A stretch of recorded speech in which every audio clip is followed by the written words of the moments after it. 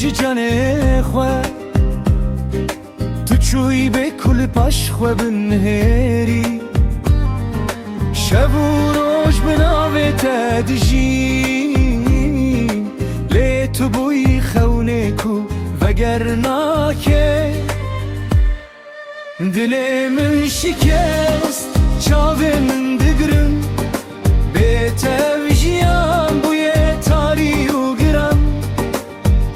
Evîn me weka gir û dilê min de çewite Lê tu nehatî ez tenê mam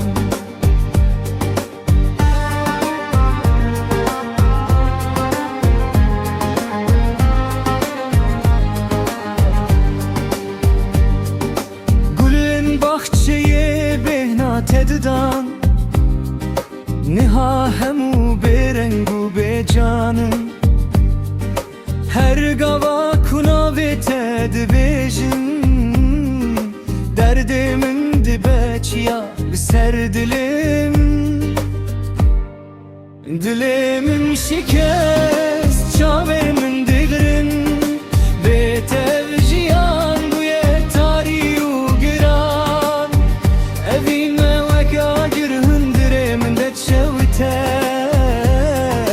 Lê tu nehatî ez tenê mam